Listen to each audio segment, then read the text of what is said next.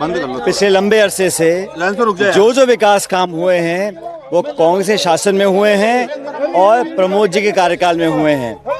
विकास के क्षेत्र में इस इलाके को हमेशा आगे रखा है और ये उपचुनाव भी इसलिए हो रहा है क्योंकि यहाँ के जो भाजपा के विधायक थे उनको माननीय न्यायालय ने अयोग्य घोषित किया। उनको अयोग्य हमने नहीं कहा, लेकिन कोर्ट ने, कचहरी ने, न्यायालय ने कहा कि वो इस योग्य नहीं है कि इस सदन के सदस्य रहें, इसलिए यहाँ पर उपचुनाव हो रहा है। और ये उपचुनाव भाजपा की राजस्थान की 2 साल पुरानी सरकार का जो आकलन है वो जनता कर रही है। मुझे लगता है कि 2 साल में जो विश्वासघात हुआ है, जिन वादों को बोलकर भाजपा सत्ता में आई थी, उससे बिल्कुल पीछे हट चुके हैं। और भाजपा में जो अंदरूनी खिंचाव है, जो टकराव है सत्ता संगठन में और भाजपा के अंदर, उसका परिणाम देखा हमने जब यहाँ टिकट वितरण हुआ था तब बहुत खिंचाव था। तो ये चुनाव कांग्रेस पार्टी अच्छे बहुमत से जीतेगी।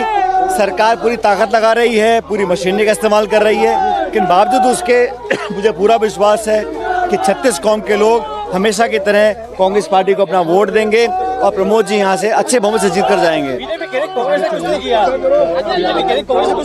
अब ये तो प्रधानमंत्री बार बार बोलते हैं, लेकिन पिछले 11 साल में उनकी जो रिपोर्ट कार्ड है वो जनता देख रही है।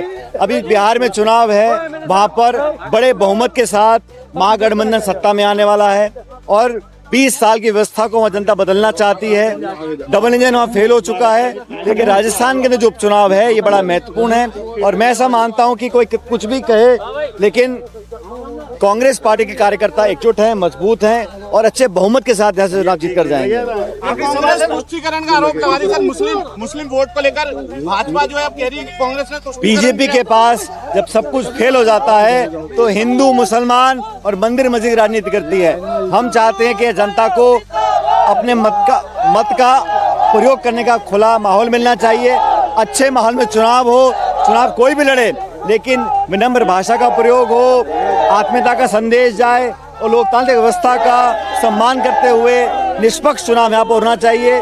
मुझे पूरा विश्वास है जिस एकजुटता से कांग्रेस पार्टी मैदान में आई है, अच्छे बहुमत के साथ अब चुनाव जीत कर जाएंगे।